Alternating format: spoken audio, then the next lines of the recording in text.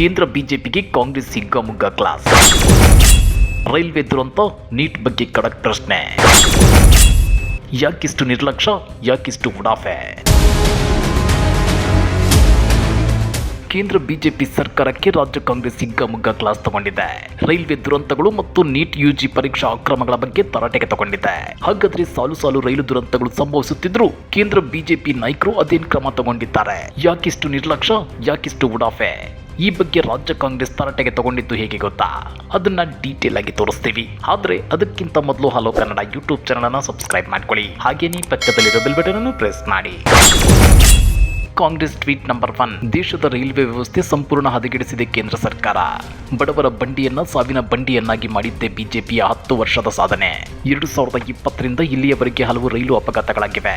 ಅವೆಲ್ಲವೂ railway signal ವ್ಯವಸ್ಥೆಯ ಲೋಪ ಹಾಗೂ ರೈಲು ಮತ್ತು ಹಳಿಗಳ ನಿರ್ವಹಣೆಯ ಲೋಪದಿಂದ ಆಗಿರುವಂತಹವು. ಅಲ್ಲದೆ ಕಳೆದ 10 ವರ್ಷಗಳಲ್ಲಿ ರೈಲ್ವೆ ನೇಮಕಾತಿ ಮರೀಚಿಕೆಯಾಗಿದೆ. ಸುಮಾರು 2.5 ಲಕ್ಷ ಹುದ್ದೆಗಳು ಖಾಲಿ ಇವೆ. ಭಾರತದ ರೈಲ್ವೆ ವ್ಯವಸ್ಥೆಯನ್ನು ಹದಗೆಡಿಸುತ್ತಿರುವುದು ಖಾಸಗೀಕರಣದ ಹುನ್ನಾರವೇ ಅಶ್ವಿನ್ ವೈಷ್ಣವ್ ಅಂತೇಳಿ ರಾಜ್ಯ ಕಾಂಗ್ರೆಸ್ ಪ್ರಶ್ನೆ ಮಾಡಿದೆ.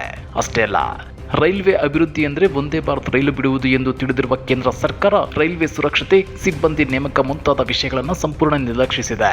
1.52 ಲಕ್ಷ ಹುದ್ದೆಗಳು ಖಾಲಿ ಇವೆ. ಇವುಗಳನ್ನು ಭರ್ತಿ ಮಾಡಿ ಕಾರ್ಯಕ್ಷಮತೆ ಹೆಚ್ಚಿಸುವ ಯಾವ ಕೆಲಸವನ್ನು ಕೇಂದ್ರ ಸರ್ಕಾರ ಮಾಡಿಲ್ಲ. ಸಿಗ್ನಲಿಂಗ್ ವ್ಯವಸ್ಥೆಯನ್ನ ಗಟ್ಟಿಗೊಳಿಸಿಲ್ಲ. ರೈಲ್ವೆ ಟಿಕೆಟ್ ದರ ಹೆಚ್ಚಿಸುವ ಕೇಂದ್ರ ಸರ್ಕಾರ ಸೇವೆಯ ಗುಣಮಟ್ಟವನ್ನು ಹೆಚ್ಚಿಸುವ ಆಸಕ್ತಿ ತೋರುತ್ತಿಲ್ಲ.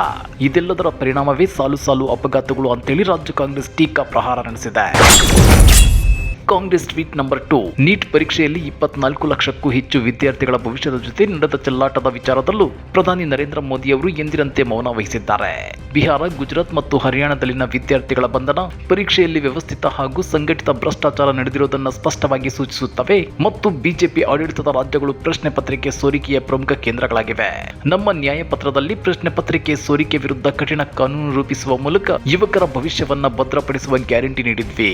ಜವಾಬ್ದಾರಿಯುತ ಪ್ರತಿಪಕ್ಷವಾಗಿ ದೇಶಾದ್ಯಂತ ಯುವಜನರ ಧ್ವನಿಯನ್ನ ಪ್ರತಿ ಹೋರಾಟದ ನೆಲದಿಂದ ಸಂಸತ್ತಿನವರೆಗೂ ಬಲವಾಗಿ ತಲುಪಿಸಲು ಮತ್ತು ಸರ್ಕಾರದ ಮೇಲೆ ಒತ್ತಡ ಹೇರಿ ಕಠೋರ ನೀತಿಗಳನ್ನು ರೂಪಿಸುವಂತೆ ಮಾಡಲು ನಾವು ಬದ್ಧರಾಗಿದ್ದೇವೆ ಅಂತೇಳಿ ರಾಜ್ಯ ಕಾಂಗ್ರೆಸ್ ಟ್ವೀಟ್ ಮಾಡಿದೆ. Congress tweet number 3. ನೀಟ್ ಪರೀಕ್ಷಾ ಅಕ್ರಮದಲ್ಲಿ ಕೇಂದ್ರ ಸರ್ಕಾರದ ನಡವಳಿಕೆ ಬೇಜವಾಬ್ದಾರಿತನದಿಂದ ಕೂಡಿದೆ. ಕೇಂದ್ರ ಶಿಕ್ಷಣ ಸಚಿವ ಧರ್ಮೇಂದ್ರ ಪ್ರಧಾನ್ ಅವರು ದೇಶದ 30 ಲಕ್ಷ ವಿದ್ಯಾರ್ಥಿಗಳ ಭವಿಷ್ಯ ನಿರ್ಧರಿಸುವ ಗಂಭೀರ ವಿಷಯದಲ್ಲಿ ಅವರ ನಡವಳಿಕೆ ಹಾಗೂ ಹೇಳಿಕೆ ಅತ್ಯಂತ ಕಳಪೆಯಾಗಿದೆ.